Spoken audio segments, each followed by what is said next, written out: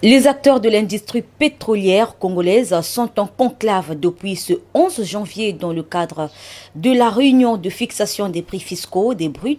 commercialisés en République du Congo au titre du 4e trimestre 2022. Ils auront 3 jours pour analyser les tendances du marché mondial. L'ouverture des travaux a été placée sous la houlette du professeur Maker Bati, directeur de cabinet du ministre des Hydrocarbures.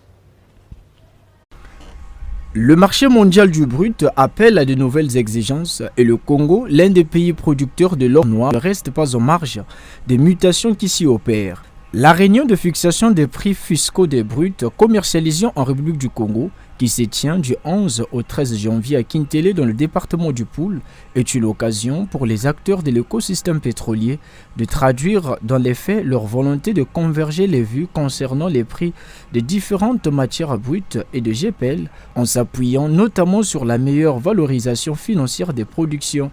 Cette démarche vise à panser les plaies d'un secteur qui a subi de plein fouet les effets de multiples crises, à l'instar de celles liées à la pandémie de coronavirus, sans oublier le conflit opposant la Russie à l'Ukraine depuis février 2022. En lieu et place du ministre Bruno Jean-Richard Itoa, Maker Bati a peint le tableau sombre de la réalité qu'a subi l'industrie pétrolière ces 2 dernières années. Toutes ces tensions sur les marchés constituent des points de ralentissement de la croissance mondiale et de ses dynamiques. C'est dans cette veine que la République du Congo essaye, un tant soit peu, de porter sa voix par le biais d'organisations internationales comme l'OPEP et l'APO, en insistant sur la nécessité de sécuriser les voies d'exportation de son brut, ainsi que de la valorisation de son patrimoine minier par de constants investissements dans les domaines du pétrole et du gaz. Cette tâche est essentielle pour préserver les revenus de l'État qui sont fondamentaux pour sa politique de rebond. Selon l'AOGC, l'une des parties prenantes de cette réunion, comptant pour le 4e trimestre de l'année 2022-2023, augure de bonnes perspectives sur le marché pétrolier, contrairement aux années antérieures. Si l'on assiste ce dernier trimestre à une baisse régulière des cours ces 2 derniers mois, nous verrons probablement à l'issue de nos travaux et des analyses des experts que certains facteurs tels que la réouverture de l'économie chinoise, une augmentation de la demande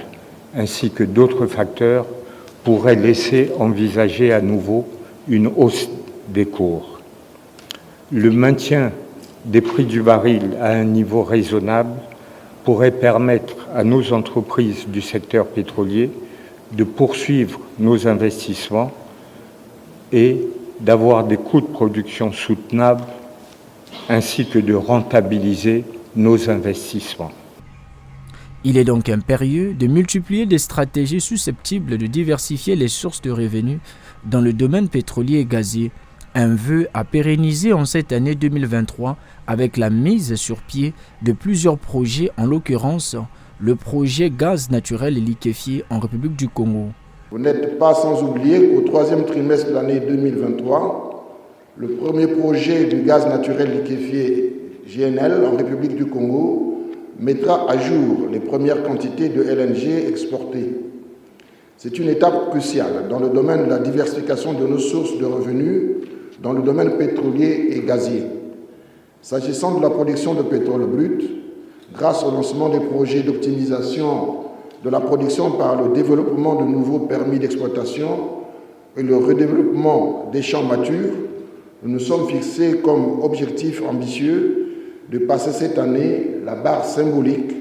de 300 000 barils de pétrole brut par jour